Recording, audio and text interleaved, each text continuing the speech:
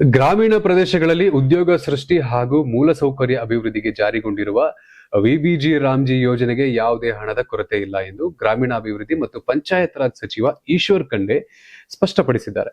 July 1ರಿಂದ ಯೋಜನೆ ಜಾರಿಯಾಗಿದ್ದು ಮೊದಲ ತ್ರೈಮಾಸಿಕಕ್ಕೆ 2,900 ಕೋಟಿ ಅನುದಾನ ಬಿಡುಗಡೆ ಮಾಡಲಾಗಿದೆ ಎಂದು ಅವರು ತಿಳಿಸಿದ್ದಾರೆ. ಸುದ್ದಿಗಾರರೊಂದಿಗೆ ಮಾತನಾಡಿದ ಈಶ್ವರ್ ಖಂಡ್ರೆ, ಯೋಜನೆಯಡಿ ಕೇಂದ್ರ ಸರ್ಕಾರವು 60-40 ಅನುದಾನ ಅನುಪಾತದಂತೆ 1,700 ಕೋಟಿ ಬಿಡುಗಡೆ ಮಾಡಿದ್ದು, ರಾಜ್ಯ ಸರ್ಕಾರ 1,200 ಕೋಟಿ ಅನುದಾನ ನೀಡಿದೆ ಎನ್ನುವ ಮಾಹಿತಿ ನೀಡಿದ್ದಾರೆ.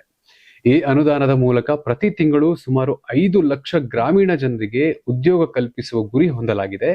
ಒಟ್ಟಾರೆ ಮೊದಲ ತ್ರೈಮಾಸಿಕದಲ್ಲಿ 1.5 ಕೋಟಿ ಮಾನವ ದಿನಗಳ ಉದ್ಯೋಗ ಸೃಷ್ಟಿಸಲು ಸರ್ಕಾರ ಯೋಜನೆ ರೂಪಿಸಿದೆ ಎಂದು ಸಚಿವರು ಹೇಳಿದ್ದಾರೆ. ಯೋಜನೆಯಡಿ ಕೃಷಿ, ಬಾವಿ ನಿರ್ಮಾಣ, ಹನಿ ನೀರಾವರಿ ವ್ಯವಸ್ಥೆ, ಕೆರೆ ಮತ್ತು ಕಾಲುವೆಗಳ ಅಭಿವೃದ್ಧಿ, ಚೆಕ್ ಡ್ಯಾಂ ನಿರ್ಮಾಣ ಸೇರಿದಂತೆ ವೈಯಕ್ತಿಕ ಹಾಗೂ ಸಮುದಾಯ ಕಾಮಗಾರಿಗಳನ್ನು ಕೈಗೊಳ್ಳಲು ಅವಕಾಶ ನೀಡಲಾಗಿದೆ. ಕೆಲಸ ಕೇಳಲು ಪ್ರತಿಯೊಬ್ಬ ಅರ್ಹ ವ್ಯಕ್ತಿಗೂ ಉದ್ಯೋಗ ಒದಗಿಸುವಂತೆ ಜಿಲ್ಲಾ ಪಂಚಾಯಿತಿ ಮುಖ್ಯ ಕಾರ್ಯನಿರ್ವಹಣಾಧಿಕಾರಿಗಳು ಹಾಗೂ ಗ್ರಾಮ ಮಟ್ಟದ ಅಧಿಕಾರಿಗಳಿಗೆ ಕಟ್ಟುನಿಟ್ಟಿನ ಸೂಚನೆ ನೀಡಲಾಗಿದೆ ಎಂದು ತಿಳಿಸಿದ್ದಾರೆ. ಇದೇ ವೇಳೆ ರಾಜ್ಯದಲ್ಲಿ ಕುಡಿಯುವ ನೀರಿನ ಸಮಸ್ಯೆ ಎದುರಿಸಲು ಸರ್ಕಾರ ಸಾಕಷ್ಟು ಅನುದಾನ ಮೀಸಲಿಡಲಾಗಿದೆ.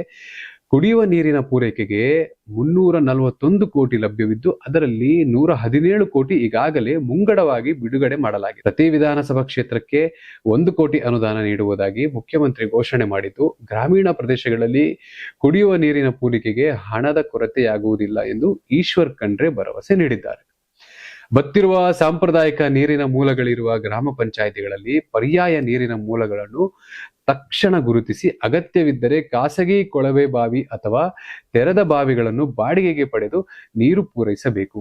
ಟ್ಯಾಂಕರ್ ಮೂಲಕ ನೀರು ವಿತರಿಸುವ ಮೊದಲು ನೀರಿನ ಗುಣಮಟ್ಟವನ್ನು ಕಡ್ಡಾಯವಾಗಿ ಪರೀಕ್ಷಿಸಬೇಕು ಎಂದು ಅಧಿಕಾರಿಗಳಿಗೆ ನಿರ್ದೇಶನ ನೀಡಲಾಗಿದೆ. ಜನರ ಸಮಸ್ಯೆಗಳಿಗೆ ಅಧಿಕಾರಿಗಳು ತ್ವರಿತವಾಗಿ ಸ್ಪಂದಿಸಬೇಕು. ಅತ್ಯಗತ್ಯ ಸಂದರ್ಭಗಳಲ್ಲಿ ಮಾತ್ರ ಹೊಸ ಕೊಳವೆ ಬಾವಿಗಳನ್ನು ಕೊರೆಸಬೇಕು ಎಂದು ಸೂಚಿಸಿರುವ ಸಚಿವರು, ಉದ್ಯೋಗ ಸೃಷ್ಟಿ ಹಾಗೂ ಕುಡಿಯುವ ನೀರಿನ ಪೂರೈಕೆ ಎರಡಕ್ಕೂ ಸರ್ಕಾರ ಸಂಪೂರ್ಣ ಆದ್ಯತೆ ನೀಡುತ್ತಿವೆ ಎಂದು ಸ್ಪಷ್ಟಪಡಿಸಿದ್ದಾರೆ.